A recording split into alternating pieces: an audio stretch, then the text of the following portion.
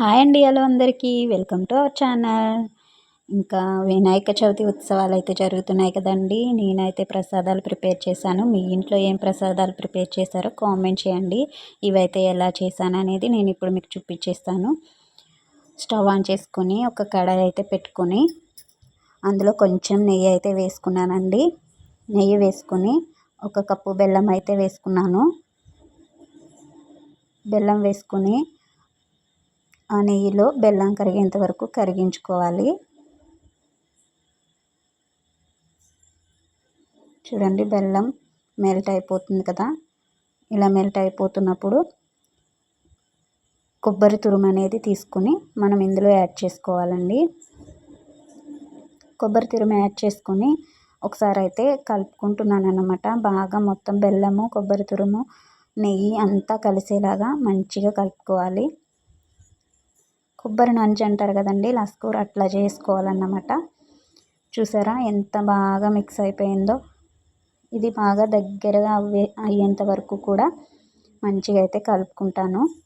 ఇక మన ఛానల్ వచ్చేసి తెలుసు కదండి, భవానీ నేరేడిమెల్లి వ్లాగ్స్ అన్నమాట. ఎవరైనా మన ఛానల్ ఫస్ట్ టైం చూస్తున్నట్లయితే ప్లీజ్ సబ్స్క్రైబ్ చేసుకోండి. ఇంకా మన ఛానల్ చూస్తూ సబ్స్క్రైబ్ చేసుకొని వాళ్ళు ఎవరైనా ఉంటే కూడా సబ్స్క్రైబ్ చేసుకోండి, ఓకేనా. ఇంకా లాస్ట్ అయితే ఇలాచీ పొడి వేసుకొని మంచిగా కలుపుకున్నానండి. ఇంకా దగ్గరకు అయ్యేంత వరకు కలుపుకున్నాను. చూడండి, దగ్గరకు అయిపోయింది.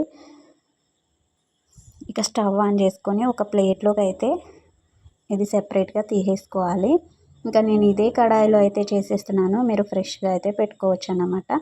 ఇదే కడాయిలో ఒక కప్పు వాటర్ వేసుకొని కొంచెం నెయ్యి అయితే వేసుకుంటున్నానండి. ఇక నెయ్యి లాస్ట్కి వచ్చేసింది, నాకు డబ్బా అయిపోవచ్చిందన్నమాట. అయినా సరిపోతుంది. నెయ్యి అయితే వేసుకున్నాను. నెయ్యి వేసుకున్న తర్వాత కొంచెం సాల్ట్ వేసుకున్నానండి.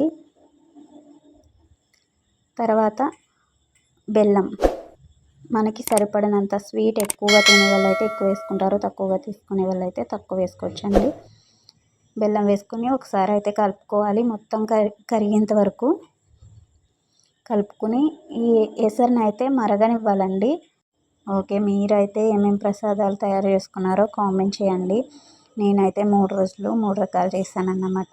ఫస్ట్ డే అయితే రవ్వతో చేశానండి. ఇది సెకండ్ డే అయితే పిండితో అయితే చేశానండి. ఇంకా థర్డ్ డే పులిహోర అయితే చేశానన్నమాట, ఓకేనా. ఇక ఈ ఎసరు మరిగినాక 1 కప్పు వాటర్ వేసుకున్నాం కాబట్టి 1 కప్పు బియ్యం పిండి అండి, కరెక్ట్గా సరిపోతుంది.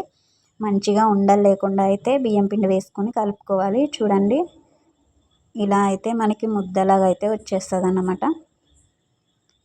దీన్ని ఒక ప్లేట్లోకి తీసేసుకొని మంచిగా అయితే ఒక చపాతీ పిండి ఎలా అయితే ఉంటుందో అలా, మనం అంత గట్టిగా ఒత్తక్కర్లేదు. ఇది ఆల్రెడీ మెత్తగానే ఉంటుంది కాబట్టి అలాగే వస్తుందండి మనకి. ఇంకా ఆ పిండిలో కొంచెం నెయ్యి అయితే వేసుకొని ఒకసారి అయితే ఒత్తుకుంటున్నాను. చూడండి, స్మూత్ అయిపోతుంది పిండి మొత్తం.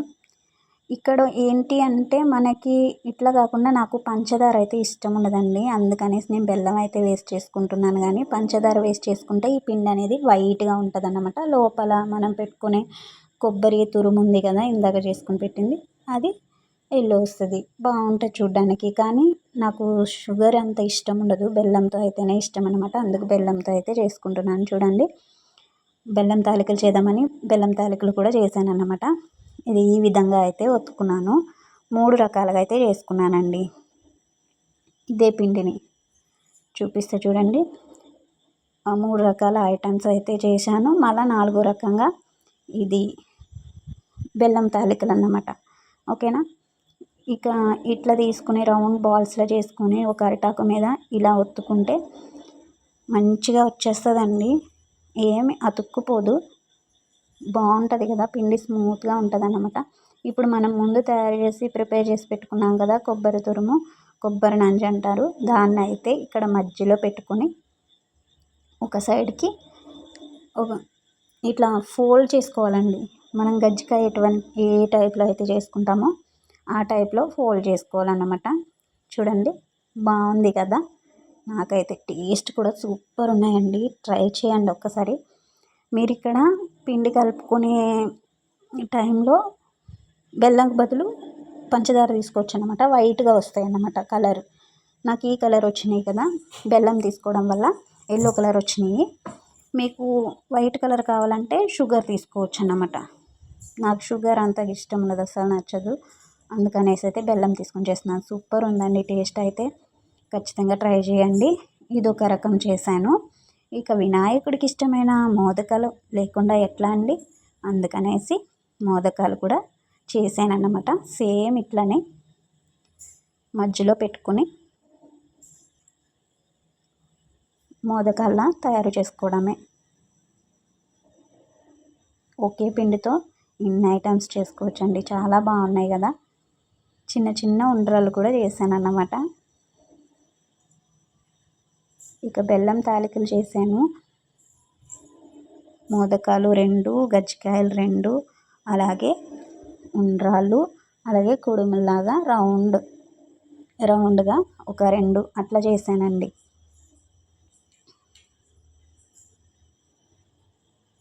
మౌల్డ్ ఉంటుంది కదండి, అది ఉంటే పర్వాలేదు, బాగా వస్తుంది మనకి మోదకాల మౌల్డ్ అన్నమాట. అది లేకపోతే ఇలా చేత్తో అయినా చేసుకోవచ్చు అన్నమాట. చూడండి రౌండ్ రౌండ్ బాల్స్లా ఉన్నాయి కదా. స్మూత్గా ఉంటుందండి పిండి, అసలే టేస్ట్ కూడా చాలా బాగుంది.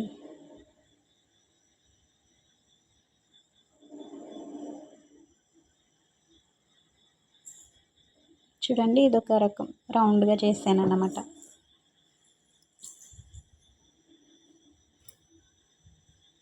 వీడియోకి మాత్రం లైక్ ఇవ్వండి ప్లీజ్. మన ఛానల్ని అయితే సబ్స్క్రైబ్ చేసుకోండి. ఒక్కసారి భవానీ నేరేడిమిల్లి వ్లాగ్స్ అనే ఛానల్ ఓపెన్ చేసి చూడండి. మంచి వీడియోస్ అయితే ఉంటాయి. నచ్చితే లైక్ చేయండి. మన ఛానల్ని అయితే సబ్స్క్రైబ్ చేసుకోండి.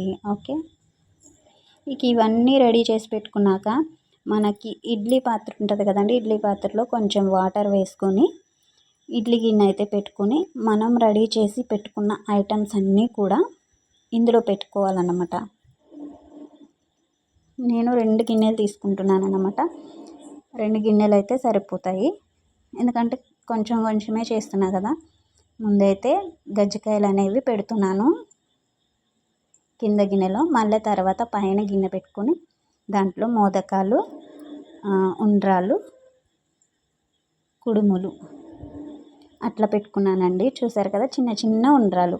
ఆ ఉండ్రాళ్ళతోటి మనం ఉండ్రాళ్ళ పాయసం కూడా చేసుకోవచ్చు అన్నమాట. నేను మొన్న చేసిన కదండి ఉండ్రాళ్ళ పాయసం, ఇంకా చేయలేదన్నమాట.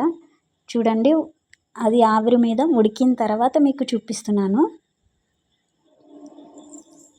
చాలా బాగా వచ్చినాయి కదా, వేడి వేడిగా ఉన్నాయండి బాబు. టేస్ట్ కూడా అద్భుతంగా ఉందండి, చాలా బాగున్నాయి. ఒక్కసారి ట్రై చేయండి మీరు కూడా. చిన్న చిన్న ఉండ్రాలు చూస్తుంటే భలే బుజ్జిగా ఉన్నాయి. అలా ఉండ్రాలు చేసుకొని మనం ఉండ్రాల పాయసం కూడా సేమ్ ఇదే పద్ధతిలో చేసుకోవచ్చండి.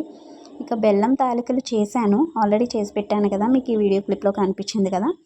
ఆ వీడియో లెంత్ అయిపోతుంది అనేసి ఇందులో పెట్టలేదండి. బెల్లం తాలికలు కూడా చేశాను అన్నమాట ఇదే పిండితో. ఓకేనా. ఇక రవ్వతో చేసినవి ఉన్నాయండి, వీడియో పెడతాను చూడండి. ఓకేనా, రవ్వతో కూడా చేసుకోవచ్చు.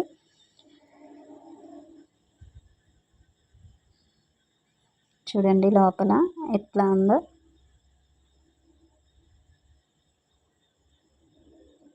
బాగున్నాయి కదా.